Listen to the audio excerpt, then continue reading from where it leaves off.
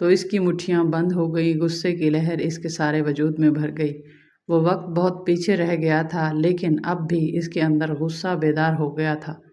اسے غصہ اس بات پر آیا کہ اجلاس میں طے تھا کہ مسلمانوں کے پاس مکہ کا کوئی آدمی اپنے قیدی کو چھڑانے مدینے نہیں جائے گا، لیکن ایک آدمی چوری چھپے مدینہ چلا جاتا اور اپنے عزیز رشتہ دار کو رہا کرا لاتا۔ ابو سفیان نے اپنا حکم واپس لے لیا۔ خالد کا اپنا ایک بھائی جس کا نام ولید تھا مسلمانوں کے پاس جنگی قیدی تھا۔ اگر اس وقت تک قریش اپنے بہت سے قیدی رہا نہ کرا لائے ہوتے تو خالد بھی اپنے بھائی کی رہائی کے لیے کبھی نہ جاتا۔ اسے اپنے بھائیوں نے مجبور کیا تھا کہ ولید کی رہائی کے لیے جائے۔ خالد کو یاد آ رہا تھا کہ وہ اپنے وقار کو ٹھیس پہنچانے پر آمادہ نہیں ہو رہا تھا، لیکن اسے خیال یہ تھا کہ رسول کریم صلی اللہ علیہ وآلہ وسلم بھی اسی کے قبیلے کے تھے اور آپ صلی اللہ علیہ وآلہ وسلم کے پیروکار یعنی جو مسلمان ہو گئے تھے وہ بھی قریش اور اہل مکہ سے تھے۔ وہ آسمان سے تو نہیں اترے تھے، وہ اتنی جرری اور دلیر تو نہیں تھے کہ 313 کی تعداد میں 1000 کو شکست دے سکتے۔ اب ان میں کیسی قوت آ گئی کہ وہ ہمیں نیچا دکھا کر ہمارے آدمیوں کی قیمتیں مقرر کر رہے ہیں۔ انہیں ایک نظر دیکھوں گا، خالد نے سوچا تھا۔ محمد صلی اللہ علیہ وآلہ وسلم کو غور سے دیکھوں گا۔ اور وہ اپنے بھائی حشام کو ساتھ لے کر مدینہ چلا گیا تھا۔ اس نے اپنے ساتھ 4000 درہم باندھ لیے تھے۔ اسے معلوم تھا کہ بنو مخزوم کے سردار الولید کے بیٹے کا فدیہ 4000 درہم سے کم نہیں ہوگا۔ ایسا ہی ہوا۔ اس نے مسلمانوں کے ہاں جا کر اپنے بھائی کا نام لیا تو ایک مسلمان نے جو قیدیوں کی رہائی اور فدیہ کی وصولی پر مامور تھا کہا کہ 4000 درہم ادا کرو، ہم فدیہ میں کچھ رعایت چاہتے ہیں۔ خالد کے بھائی حشام نے کہا تم لوگ آخر ہم میں سے ہو، کچھ پرانے رشتوں کا خیال کرو، اب ہم تم میں سے نہیں۔ مسلمانوں نے کہا ہم اللہ کے رسول صلی اللہ علیہ وآلہ وسلم کے حکم کے پابند ہیں، کیا ہم تمہارے رسول اللہ صلی اللہ علیہ وآلہ وسلم سے بات کر سکتے ہیں؟ حشام نے پوچھا۔ حشام خالد نے گرج کر کہا میں اپنے بھائی کو اپنے وقار پر قربان کر چکا تھا، مگر تم مجھے ساتھ لے آئے، یہ جتنا مانگتے ہیں اتنا ہی دے دو۔ میں محمد صلی اللہ علیہ وآلہ وسلم کے سامنے جا کر رحم کی بھیک نہیں مانگوں گا۔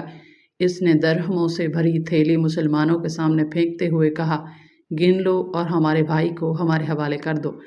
رقم گنی جا چکی تو ولید کو خالد اور حشام کے حوالے کر دیا گیا۔ تینوں بھائی اسی وقت مکہ کو روانہ ہو گئے۔ راستے میں دونوں بھائیوں نے ولید سے پوچھا کہ ان کی شکست کا باعث کیا تھا۔ انہیں توقع تھی کہ ولید جو ایک جنگجو خاندان کا جوان تھا انہیں جنگی فہم و فراست اور حرب و ضرب کے طور پر طریقوں کے مطابق مسلمانوں کی جنگی چالوں کی خوبیاں اور اپنی خامیاں بتائے گا، مگر ولید کا انداز ایسا اور اس کے ہونٹوں پر مسکراہٹ ایسی تھی جیسے اس پر کوئی پراسرار اثر ہو۔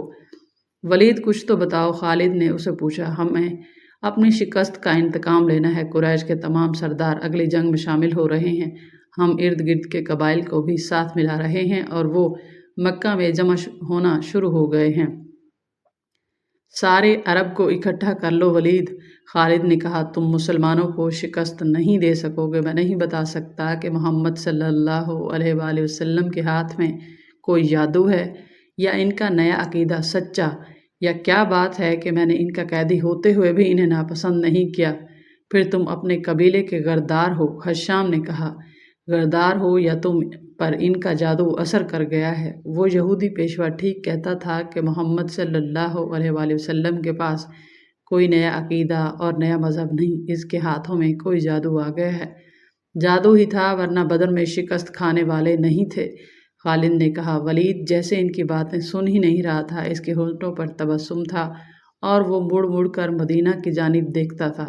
مدینہ سے کچھ دور ذی حلیفہ نام کی ایک جگہ ہوا کرتی تھی۔ تینوں بھائی وہاں پہنچے تو رات گہری ہو چکی تھی۔ رات گزارنے کے لیے وہ وہیں رہ گئے۔ صبح آنکھ کھلی تو ولید غائب تھا، اس کا گھوڑا بھی وہاں نہیں تھا۔ خالد اور حشام سوچ سوچ کر اس نتیجے پر پہنچے کہ ولید واپس مدینہ چلا گیا ہے۔ انہوں نے دیکھا کہ اس پر کوئی اثر تھا، یہ اثر مسلمانوں کا ہی ہو سکتا ہے۔ دونوں بھائی مکہ آ گئے۔ چند دنوں بعد انہیں مکہ میں ولید کا زبانی پیغام ملا کہ اس نے محمد صلی اللہ علیہ وآلہ وسلم کو خدا کا سچا رسول تسلیم کر لیا ہے اور وہ آپ صلی اللہ علیہ وآلہ وسلم کی شخصیت اور باتوں سے اتنا متاثر ہوا ہے کہ اس نے اسلام قبول کر لیا ہے۔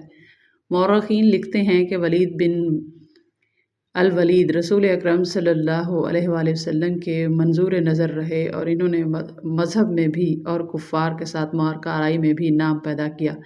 خالد کو اس وقت بہت غصہ آیا تھا، ایک تو اس کا بھائی گیا، دوسرا 4000 درہم گئے۔ چونکہ قریش اور مسلمانوں کے درمیان خونی دشمنی پیدا ہو چکی تھی، اس لیے مسلمانوں نے یہ رقم واپس نہ کی۔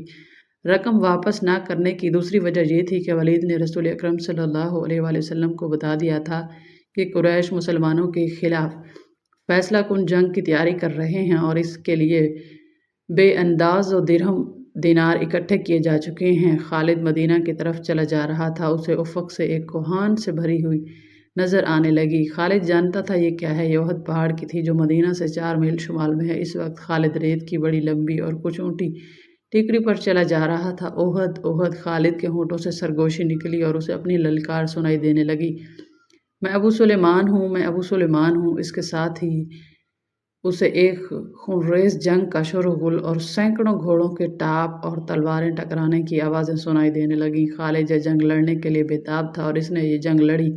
خالد کا ذہن پیچھے ہی ہٹتا گیا۔ 4 ہی سال پہلے کا واقعہ تھا۔ شوال 3 ہجری کے مہینے میں قریش نے مدینہ پر حملہ کرنے کے لیے جو لشکر تیار کیا تھا وہ مکہ میں اکٹھا ہو چکا تھا۔ اس کی کل تعداد 3000 تھی۔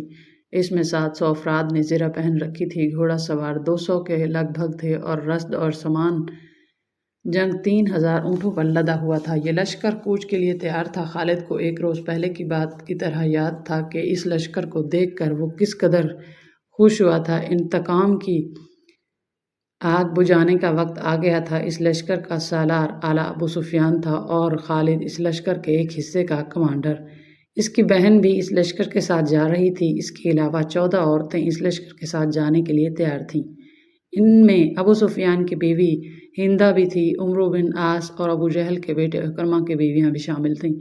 باقی سب گانے بجانے والیاں تھیں، سب کی آواز میں سوز تھا اور ان کے ساز دف اور ڈھولک تھے۔ ان عورتوں کا جنگ میں یہ کام تھا کہ جو شیرے اور جذباتی گیت گا کر سپاہیوں کا حوصلہ بلند رکھیں اور ان کی یاد تازہ کرتی رہیں جو جنگ بدر میں مارا گئے۔ خالد کو افریقہ کا ایک حبشی یاد آیا جس کا نام وحشی بن حرب تھا۔ وہ قریش کے ایک سردار خبیر جبیر بن مطعم کا غلام تھا۔ وہ دراز قد اور سیاہ رو اور طاقتور تھا۔ اس نے برچھی مارنے کے فن میں شہرت حاصل کی تھی۔ اس کے پاس افریقہ کی بنی ہوئی برچھی تھی۔ اس کا افریقی نام کچھ اور تھا۔ اسے عربی نام جبیر نے اس کی جنگی کمالات دیکھ کر دیا تھا۔ بن حرب کوچ سے کچھ دیر پہلے جبیر بن مطعم نے اسے کہا، مجھے اپنے چچا کے خون کا بدلہ لینا ہے، شاید مجھے موقع نہ مل سکے۔ میرے چچا کو بدر کی لڑائی میں محمد صلی اللہ علیہ وآلہ وسلم کے چچا حمزہ نے قتل کیا تھا۔ اگر تم حمزہ کو قتل کر دو تو میں تمہیں آزاد کر دوں گا۔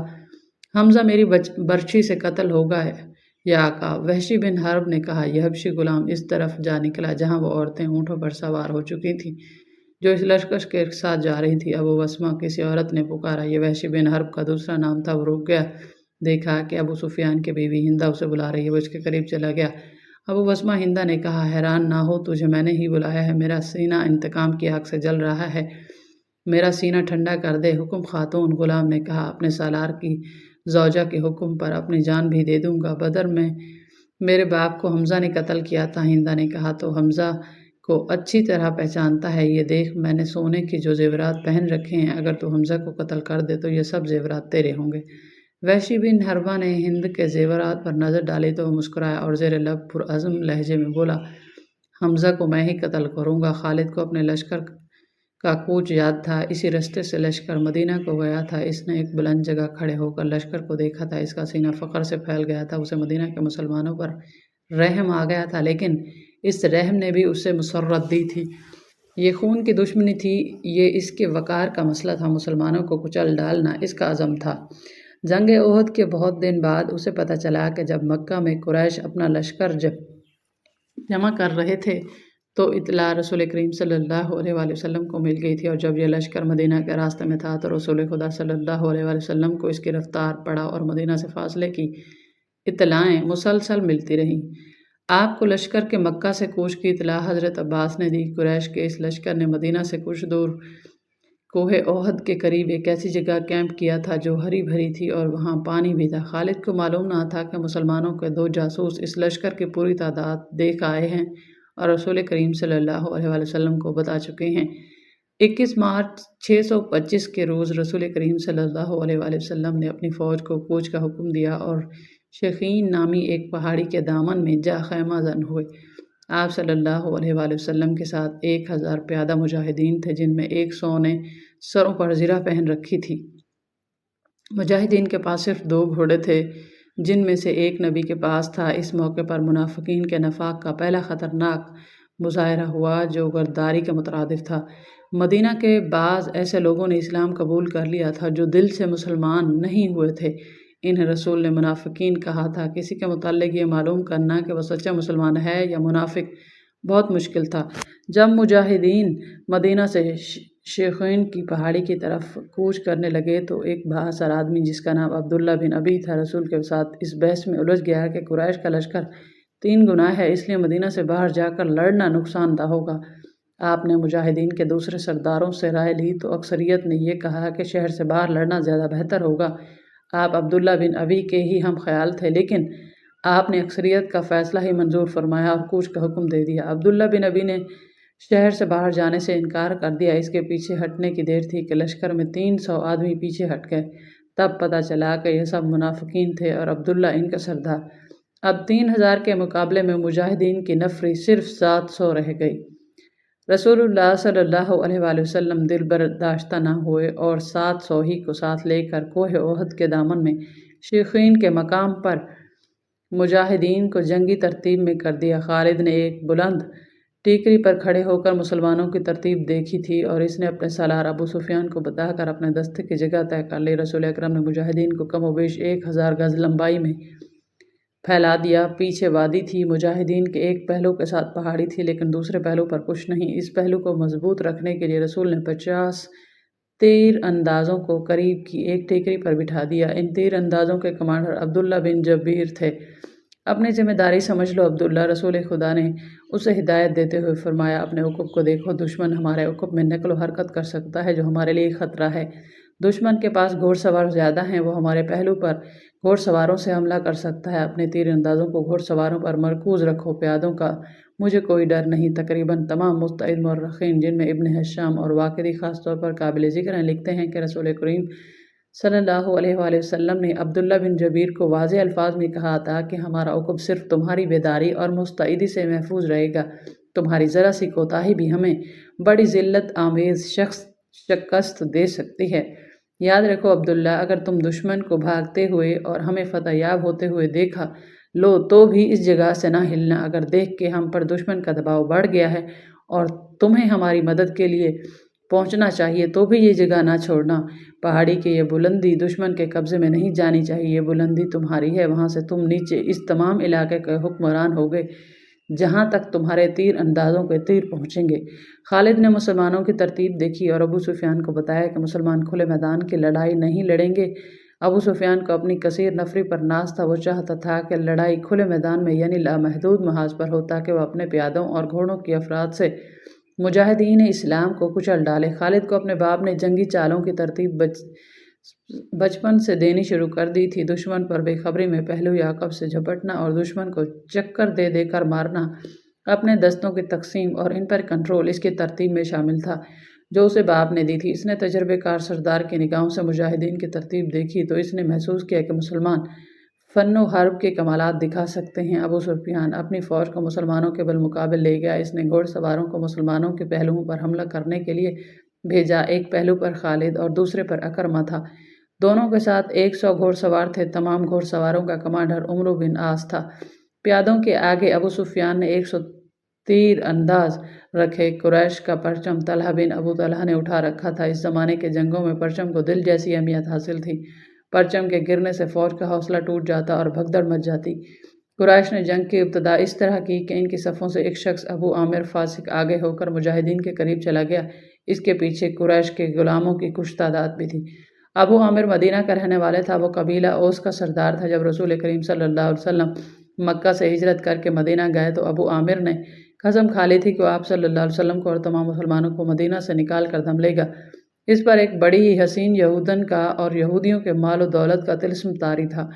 یہودیوں کی اسلام دشمن کارروائیاں زمین دوز ہوتی تھی۔ بظاہر انہوں نے مسلمانوں کے ساتھ دوستی اور فرما برداری کا معاہدہ کر رکھا تھا۔ ابو عامر انہی کے ہاتھ میں کٹ پتلی بنا ہوا تھا، لیکن ان یہودیوں نے اسے قریش کا دوست بنا رکھا تھا۔ اب مجاہدین قریش کے خلاف لڑنے کے لیے مدینہ سے نکلے تو ابو عامر قریش کے پاس چلا گیا۔ اس کے قبیلے اوس کے بہت سے آدمی رسول کریم کے دست مبارک پر اسلام قبول کر چکے تھے اور وہ قریش کے مقابلے میں صف آرا تھے۔ ابو عامر آگے چلا گیا اور مجاہدین سے بلند آواز سے مخاطب ہوا۔ رسول کریم نے اسے فاسق کا خطاب دیا۔ قبیلہ اوس کے غیرت مند بہادروں، ابو عامر فاسق نے کہا، تم مجھے یقیناً پہچانتے ہو، میں کون ہوں، میری بات غور سے سن لو۔ اپنی للکار پوری نہ کر پایا تھا کہ مجاہدین اسلام کے صف سے قبیلہ اوس کے ایک مجاہد کی آواز گرجی، او فاسق بدکار، ہم تیرے نام پر تھوک چکے ہیں۔ خالد کو وہ وقت یاد آ رہا تھا۔ مجاہدین اسلام کی صف سے ابو عامر اور اس کے ساتھ گئے ہوئے غلاموں پر پتھروں کی بوچھاڑ شروع ہو گئی۔ مورخین لکھتے ہیں کہ پتھر برسانے والے قبیلہ اوس کے مجاہدین تھے۔ ابو عامر اور غلام جو مجاہدین کے پتھروں کی زد میں تھے، ایک دو پتھر کھا کر پیچھے بھاگ گئے۔ یہودی مدینہ میں بیٹھے ہوئے لڑائی کی خبروں کا انتظار کر رہے تھے۔ جس یہودن کے طلسم میں ابو عامر گرفتار تھا، وہ اپنی کامیابی کی خبر سننے کے لیے بے تاب تھی۔ اسے ابھی معلوم نہ تھا کہ اس کے حسن و جوانی کے طلسم کو مسلمانوں نے سنگسار کر دیا ہے۔ اس سلسلے کی آنے والی اقساط میں یہودیوں اور قریش کی عورتوں کی زمین دوز کارروائیوں کی تفصیلی داستان سنائی جائے گی۔ ابو عامر فاسق کے اس واقعے سے پہلے وہ عورتیں جو قریش کے لشکر کے ساتھ گئی تھیں، لشکر کے درمیان کھڑی ہو کر سریلی آوازوں میں ایسے گیت گا رہی تھیں جن میں بدر میں مارے جانے والے قریش کا ذکر ایسے الفاظ میں، ایسی طرز میں کیا گیا کہ سننے والوں کا خون کھولتا اور رونگٹے کھڑے ہو جاتے۔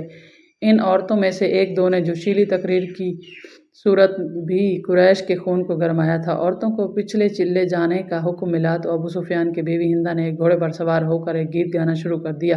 اس کی آواز بلند تھی اور اس میں سوز بھی تھا، لیکن تاریخ لکھنے والوں نے اس گیت کے پورے اشعار قلم بند نہیں کیے۔ انہوں نے لکھا کہ یہ گیت فاحش تھا، جس میں مرد و عورت کے در پردہ تعلقات کا ذکر تھا۔ اشعار میں جو تاریخ میں آئے ہیں وہ اس طرح ہیں۔ ان میں جس عبدالدار کا نام آیا تھا، یہ بنو عبدالدار بنو امیہ کی اسی شاخ تھی۔ جو بنو عبدالدار قریش کا بہت اونچا خاندان تھا۔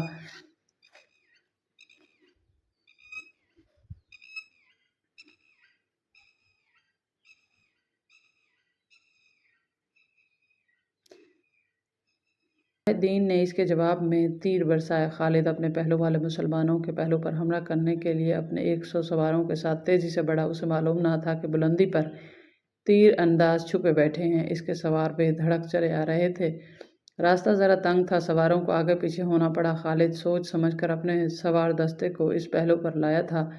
اپنے باپ کی ترتیب کے مطابق اسے بڑی خود اعتمادی سے توقع تھی کہ وہ ہلا بول کر مسلمانوں کو اس پوزیشن میں لے آئے گا کہ وہ پسا ہو جائیں گے، اور اگر جم کر نہ لڑے تو قریش کے گھوڑوں تلے کچلے جائیں گے۔ مگر مسلمانوں کے پہلو سے اس کے سوار ابھی دور بھی تھے کہ اوپر سے تیر اندازوں نے اس کے اگلے سواروں کو نہ آگے جانے کے قابل چھوڑا، نہ پیچھے ہٹنے کے قابل ہے۔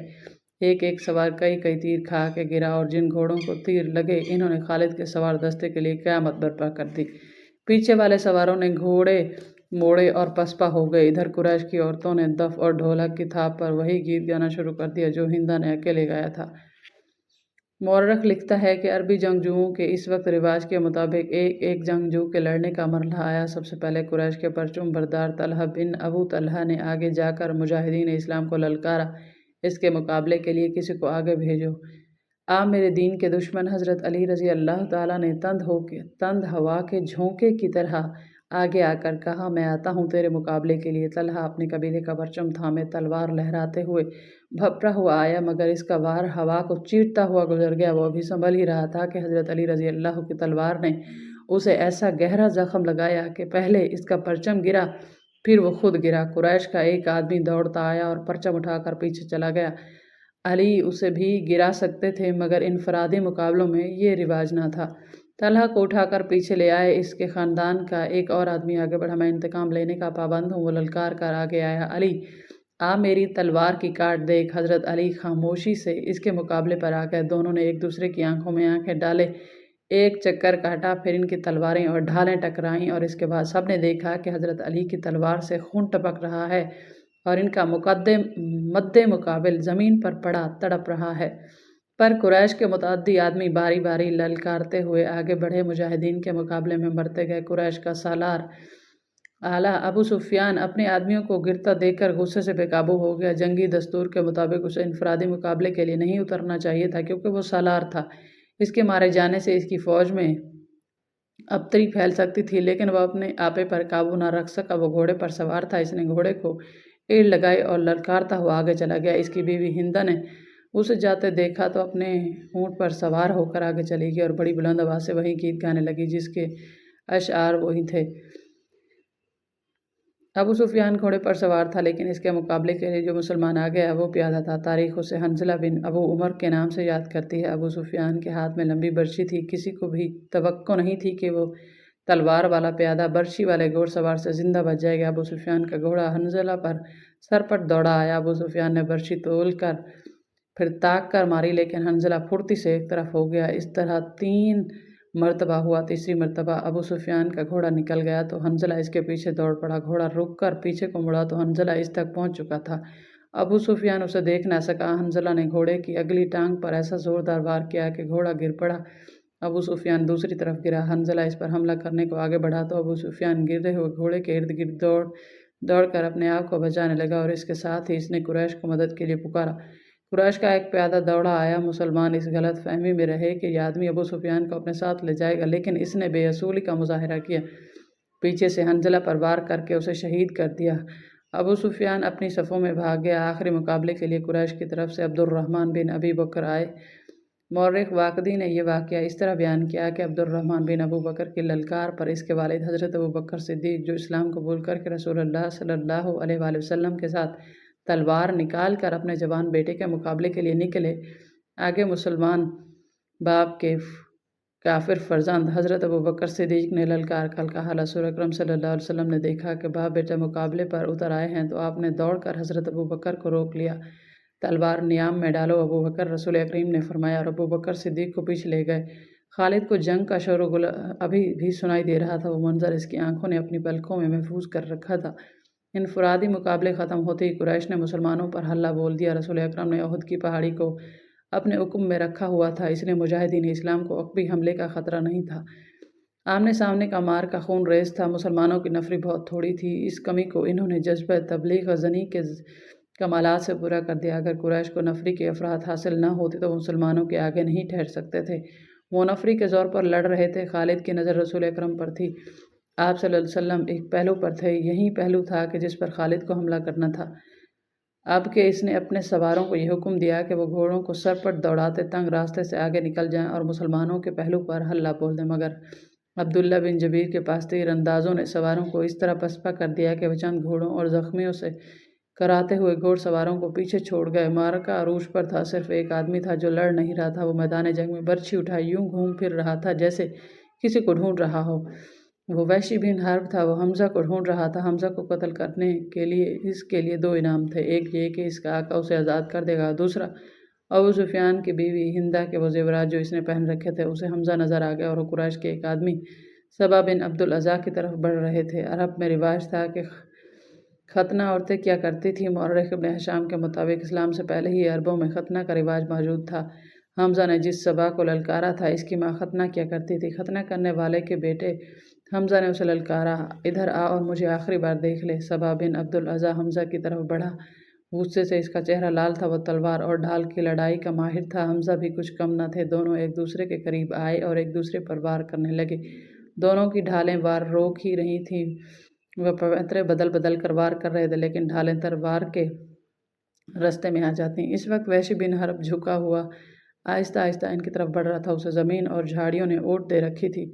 हमज़ा अपने दुश्मन की आंखों में देख रहे थे। सबा के सिवा इन्हें कुछ भी नज़र नहीं आ रहा था। वहशी इनके करीब पहुंच गया। बर्छी निशाने पर फेंकने का वो माहिर था। वो इतना करीब हो गया जहां उसे इसकी बर्छी खता नहीं जा सकती थी। वो उठ खड़ा हुआ और बर्छी को हाथ में तोला, फिर उसे फेंकने की पोजीशन में लाया। हमज़ा ने सबा पर यके दीगर बाद तजीज़ से 2 तीर वार किए। आखिरी बार ऐसा पड़ा कि हमज़ा की तलवार सबा के पेट में उतर गई। हमज़ा ने तलवार इसके पेट से इस तरह निकाली कि इसका पेट और ज़्यादा फट गया और वो हमज़ा के कदमों में गिर पड़ा। हमज़ा अभी संभले ही थे कि वहशी ने इन पर पूरी ताकत से बर्छी फेंकी। फासला बहुत कम था। बर्छी हमज़ा के पेट में इतनी ज़्यादा उतर गई कि इसकी अनी हमज़ा की पेट से निकल गई। حمزہ گرے نہیں، انہوں نے ادھر ادھر دیکھا، انہیں وحشی دکھائی دیا۔ حمزہ برچھی اپنے جسم میں لیے ہوئے وحشی کی طرف بڑھے۔ وحشی جہاں کھڑا تھا وہیں کھڑا رہا۔ حمزہ 4-5 قدم چل کر گر پڑے۔ وحشی ان کے جسم کو ہلتا جلتا دیکھ رہا تھا۔ جب جسم کی حرکت بند ہو گئی تو وحشی ان تک آیا۔ وہ شہید ہو چکے تھے۔ وحشی نے ان کے جسم سے برچھی نکال لی اور چلا گیا۔ اب وہ ہندہ اور اپنے آقا جبیر بن مطعم کو ڈھونڈنے لگا۔ خالد کو وہ معرکہ یاد آ رہا تھا اور اس کے دل پر بوجھ سا بڑھتا جا رہا تھا۔ اس کا گھوڑا چلا جا رہا تھا، وہ نشیبی جگہ سے گزر رہا تھا، اس لیے احد کی پہاڑی کی چوٹی اس کی نظروں سے اوجھل ہو گئی۔ اس لیے اپنے قبیلے کی عورتیں یاد آئیں جو قریش اور ان کے اتحادی قبائل کو جوش دلا رہی تھیں۔ خالد کو یاد آیا کہ وہ معرکہ کا نظارہ کرنے کے لیے ایک بلند جگہ چڑھ گیا۔ اسے مسلمان عورتیں نظر آئیں۔ مسلمان اپنے جن زخمیوں کو پیچھے لاتے، انہیں عورتیں سنبھال لیتیں، ان کی مرہم پٹی کرتیں اور انہیں پانی پلاتیں۔ مسلمانوں کے ساتھ 14 عورتیں تھیں جن میں حضرت فاطمہ بھی تھیں۔ پھر یوں ہوا کہ قلیل تعداد مجاہدین کثیر تعداد کفار پر غالب آ گئے۔ قریش کا پرچم بردار گرا تو کسی اور نے پرچم اٹھا لیا، وہ بھی گرا۔ پرچم کئی بار گرا، آخر میں ایک غلام نے پرچم اٹھا کر اونچا کیا لیکن وہ بھی مارا گیا۔ پھر مسلمانوں نے قریش کو پرچم اٹھانے کی مہلت نہ دی۔ قریش کے جذبے جواب دے گئے۔ خالد نے ان کی پسپائی دیکھی اور یہ بھی دیکھا تھا کہ مسلمان ان کا تعاقب کر رہے ہیں۔ قریش اپنے کیمپ میں بھی نہ ٹھہرے، اپنا مال و اسباب چھوڑ کر افراتفری کے عالم میں بھاگ گئے۔ یہاں سے جنگ کے بعد کا مرحلہ شروع ہو گیا۔ مسلمانوں نے فتح کی خوشی میں اور انتقامی جذبے کے تحت قریش کے کیمپ کو لوٹنا شروع کر دیا۔ وہ فتح و نصرت کے نعرے لگا رہے تھے۔ قریش ایسا بوکھلا کر بھاگے کہ انہیں اپنی عورتوں کا بھی خیال نہ رہا۔ وہ پیدل بھاگی جا رہی تھیں لیکن مسلمانوں نے ان کی طرف آنکھ اٹھا کر بھی نہ دیکھا۔ قریش کے گھوڑ سواروں کے ایک دستے کا کمانڈر اکرمہ اور دوسرے کا خالد تھا۔ انہوں نے مسلمانوں کے پہلوؤں پر حملہ کرنا تھا مگر جنگ کا پانسا بری طرح پلٹ گیا تھا۔ اکرمہ اور خالد پھر بھی اپنے اپنے سواروں کو وہیں رکھا جہاں انہیں تیاری کی حالت میں کھڑا کیا گیا تھا۔ خالد کو اس کیفیت میں بھی توقع تھی کہ وہ شکست کو فتح میں بدل دے گا، لیکن جس راستے سے اسے گزرنا تھا وہاں مسلمان تیر انداز تیار کھڑے تھے۔ انہیں مسلمان تیر اندازوں نے اپنی بلند پوزیشن سے دیکھا تھا کہ قریش بھاگ گئے ہیں اور ان کے ساتھ مال و غنیمت جمع کر رہے ہیں، تو وہ بھی اپنی جگہ چھوڑنے لگے۔ ان کے کمانڈر عبداللہ بن جبیر نے انہیں کہا کہ اپنے رسول اللہ کے حکم کی عدولی نہ کرو۔ آپ صلی اللہ علیہ وآلہ وسلم کا حکم ہے کہ آپ کی اجازت کے بغیر یہاں سے کوئی نہ ہٹے۔ جنگ ختم ہو گئی ہے۔ تیر انداز شور مچاتے ہوئے پہاڑی سے اترنے لگے۔ مال غنیمت، مال غنیمت، فتح ہماری ہے۔ عبداللہ بن جبیر کے ساتھ صرف 9 تیر انداز رہ گئے تھے۔ خالد نے یہ منظر دیکھا تو اسے ایسا لگا جیسے خواب دیکھ رہا ہو۔ وہ یہی چاہتا تھا۔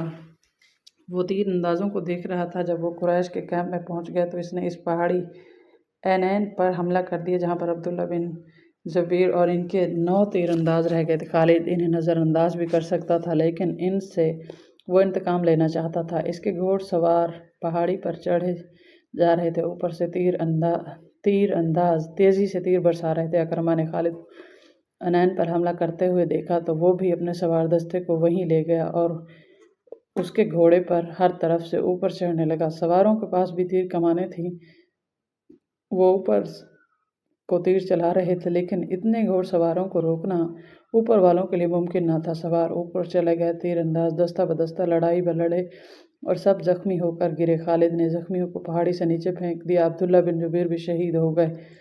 وہاں سے خالد اور اکرمہ نے اپنے گھوڑ سواروں کو اتارا اور اسی مقام پر آ گئے جہاں سے مسلمانوں نے لڑائی کی ابتدا کی تھی۔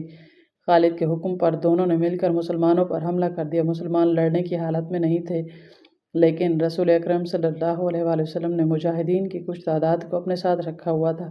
یہ مجاہدین گھوڑ سواروں کے